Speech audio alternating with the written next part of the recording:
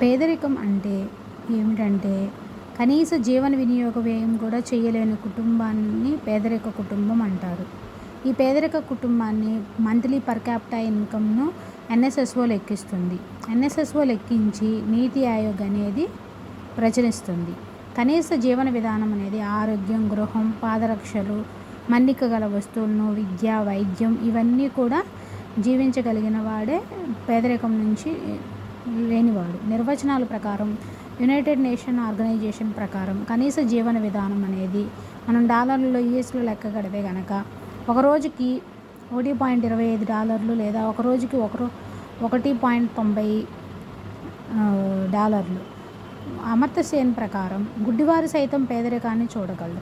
MS Swaminathan ప్రకారం ఒక విలేజ్లో కనుక గ్రామ ప్రజలు ఉంటే దాంట్లో మధ్యలో ధనికుడు ఉంటే ఉండలేడు అనేది ఎంఎస్ స్వామినాథన్. రగ్నర్ సక్ ప్రకారం సంతులిత వృద్ధి పేదరిక విషవలయం అనేది. కార్పొరేట్ ఖర్చులు అంటే టెక్నాలజీ, మన పెరుగుతున్న టెక్నాలజీని ప్రకారం టీవీ ఇవన్నీ ఉంటాయి కదా. యుఎన్డిపి అనేది 1965లో ఏర్పడింది.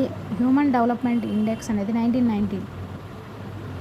పేదరికం అనేది 2 రకాలు: నిరపేక్ష పేదరికం, సాపేక్ష పేదరికం. నిరపేక్ష పేదరికం అంటే నిజమైన పేదరికం. సాపేక్ష పేదరికం అంటే అభివృద్ధి చెందిన దేశాలు గల పేదరికం. నిరపేక్ష పేదరికం అంటే అభివృద్ధి చెందుతున్న దేశాల పేదరికం. అంటే అభివృద్ధి చెందుతున్న దేశాలు వచ్చేసరికి మనకి భారత్, పాకిస్తాన్.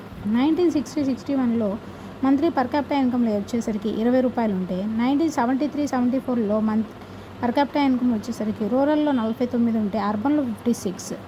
మనం ఇప్పుడు 68వ రౌండ్ సర్వే ప్రకారం NSSO monthly per capita income ప్రకారం రూరల్లో 816 అయితే అర్బన్లో $1000. 2011-12 బేస్ ఇయర్గా జాతీయ ఆదాయాన్ని లెక్క కడతారు.